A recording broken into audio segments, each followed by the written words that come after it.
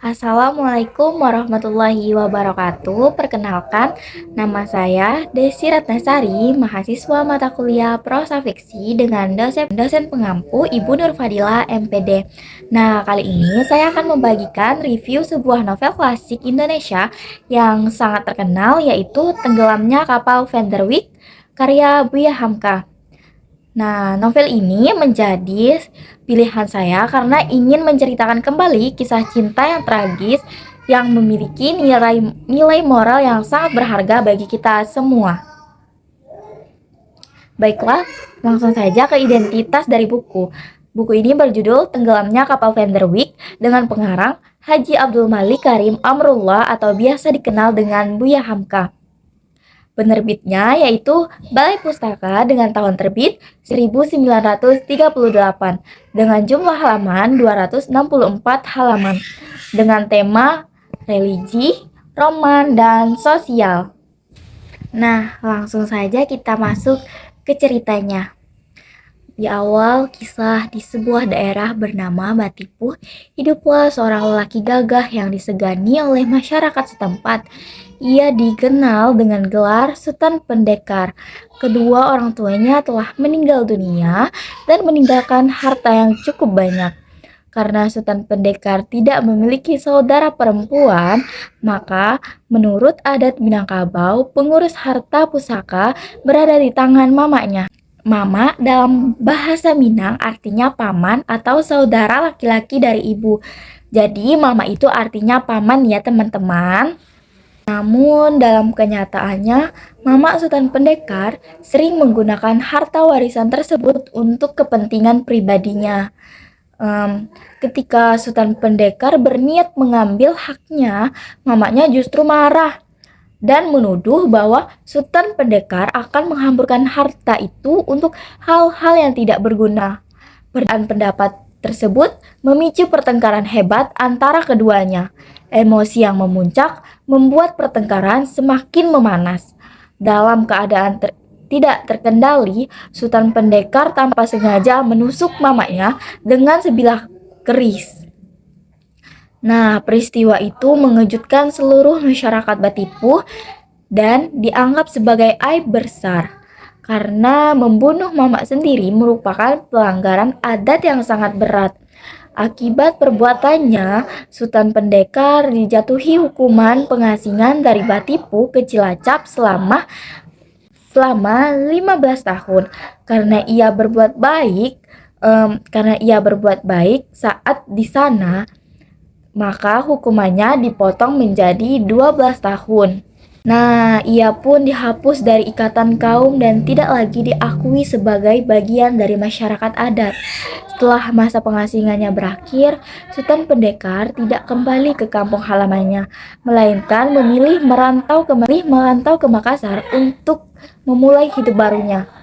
Di Makassar, Sultan Pendekar diberi tumpangan tempat tinggal oleh seorang orang tua yang bersuku Bugis karena melihat sikap Sultan Pendekar yang berbudi baik dan berakhlak mulia. Orang tua tersebut menjodohkannya dengan putrinya yang bernama Daeng Habibah, sebuah perempuan Bugis yang lembut dan penuh kasih. Pernikahan mereka pun berlangsung sederhana namun bahagia. Dari pernikahan tersebut mereka dikaruniai seorang anak laki-laki yang diberi nama Zainuddin. Namun kebahagiaan itu tidak berlangsung lama. Tidak lama setelah Zainuddin lahir dan Habibah meninggal dunia, Sultan Pendekar sangat terpukul kehilangan istrinya yang baik hati tersebut. Sejak kepergian istrinya, Sultan Pendekar menjalani hidup yang lebih mendekatkan diri kepada Tuhan. Ia menjadi sosok yang semakin bijaksana dan beriman. Namun tak lama kemudian ia pun meninggal dunia. Dengan demikian Zainuddin menjadi yatim piatu diasuh oleh seorang perempuan bernama Mak Base. Setelah ditinggal kedua orang tuanya, Zainuddin tumbuh dalam asuhan Mak Base, seorang perempuan tua yang penuh kasih.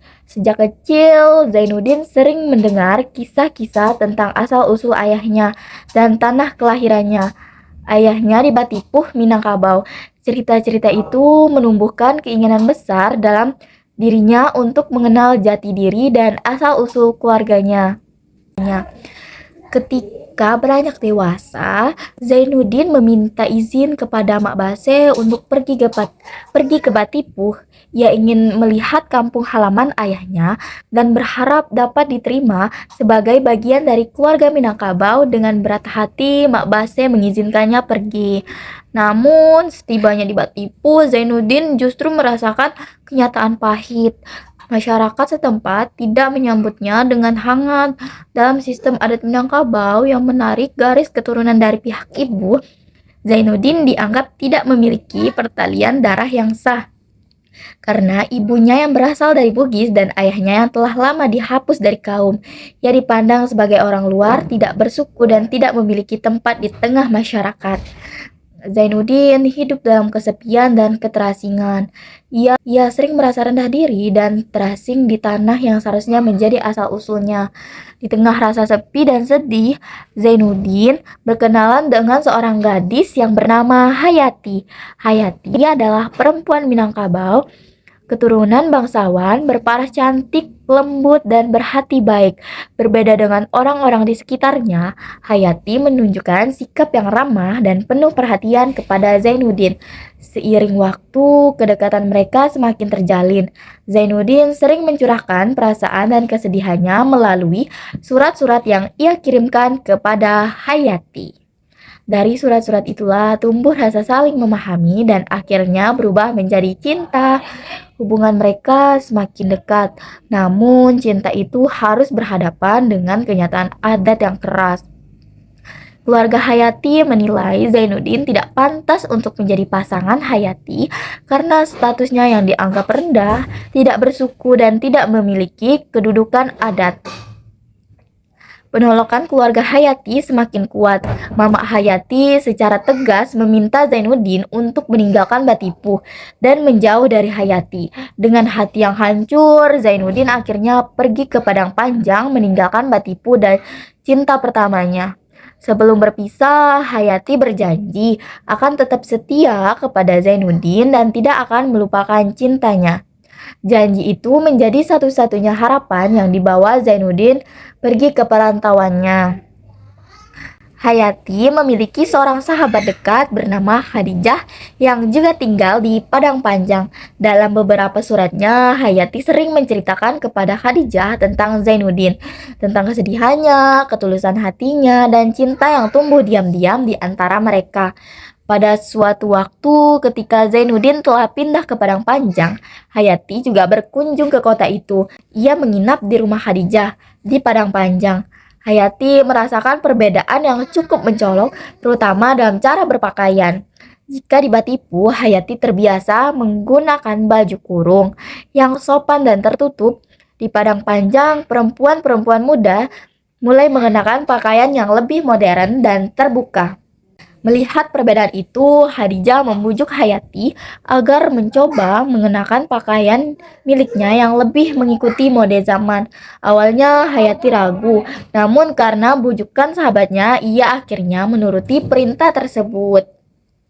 Saat Hayati bertemu dengan Zainuddin dalam keadaan berpakaian demikian, Zainuddin terkejut.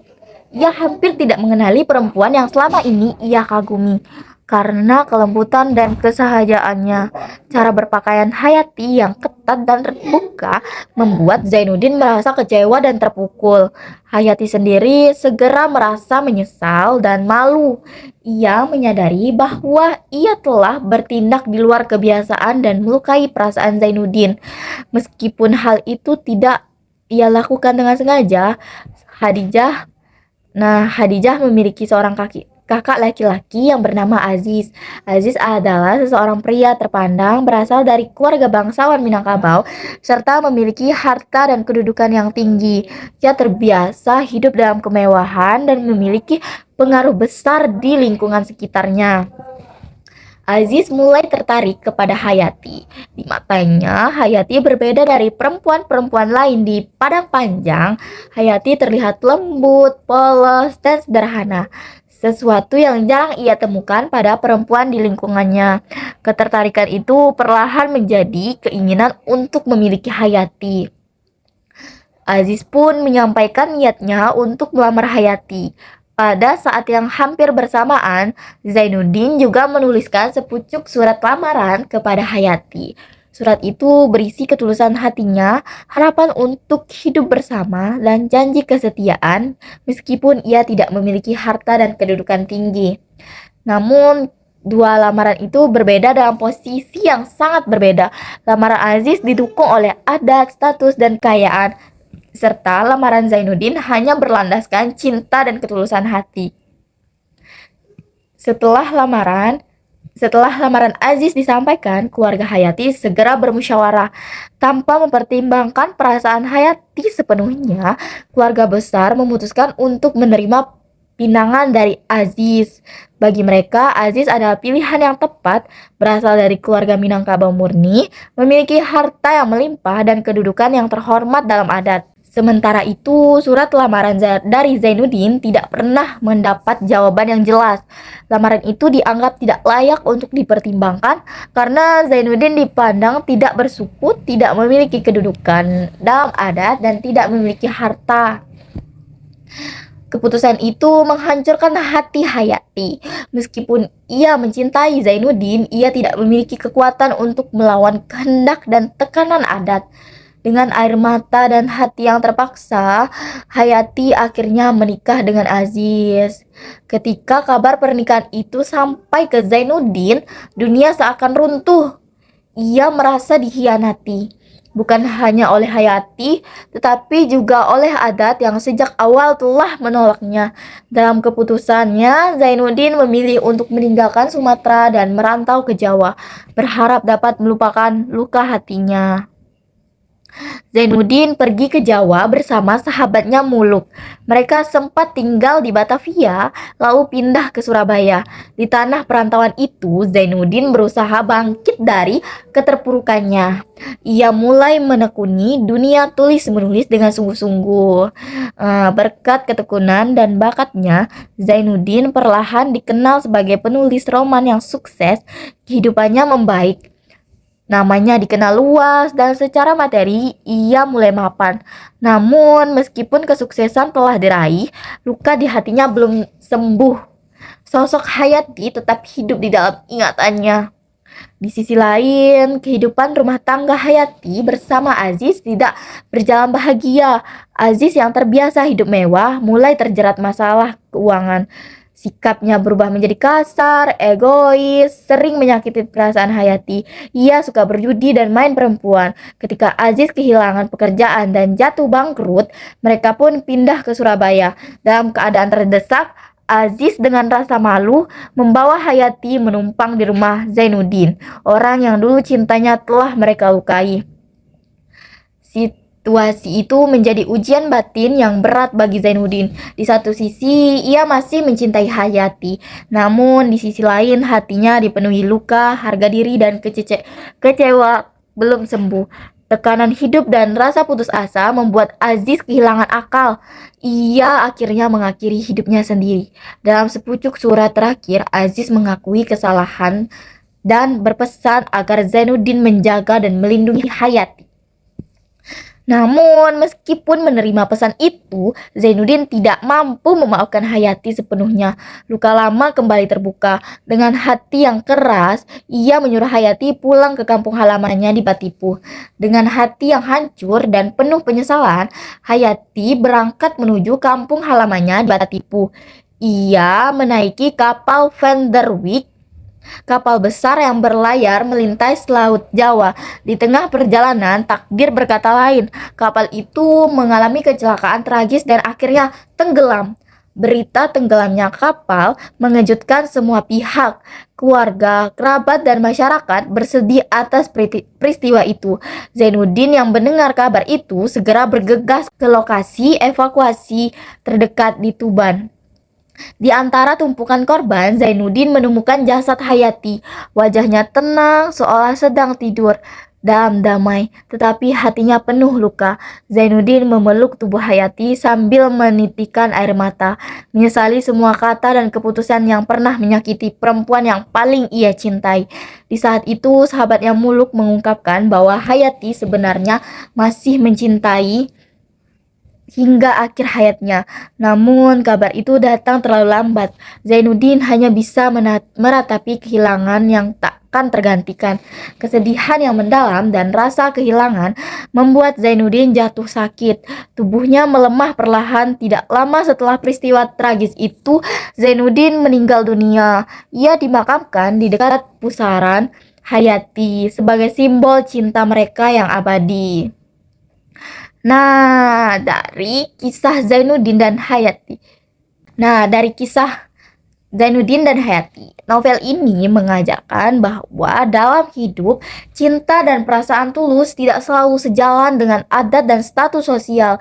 Kita belajar bahwa keputusan keluarga dan norma masyarakat kadang bisa membatasi kebahagiaan seseorang.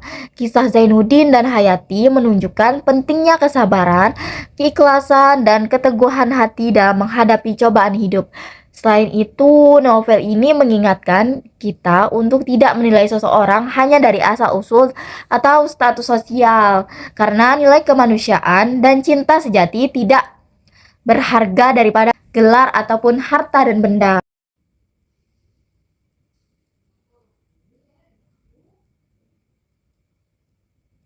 Menurut saya, novel Tenggelamnya Kapal Venterwick sangat menarik dan wajib dibaca khususnya oleh Gen Z karena tidak hanya menyuguhkan kisah cinta tragis yang emosional tapi juga menghadirkan kritik sosial yang masih relevan hingga saat ini. Novel ini mengajarkan tentang dampak diskriminasi status sosial, tekanan adat, dan pentingnya menghargai perasaan serta nilai kemanusiaan. Hal-hal yang masih sering ditemui dalam kehidupan modern. Bagi Gen Z yang hidup di era kebebasan, berekspresi, dan mencari jati diri, kisah Zainuddin dan Hayati menjadi pengingat bahwa keberanian memperjuangkan cinta, mimpi, dan harga diri harus dibarengin dengan kebijaksanaan dan empati. Selain itu, gaya bahasa Buya Hamka yang kritis penuh makna dapat melatih kepekaan emosional, memperkaya wawasan sastra,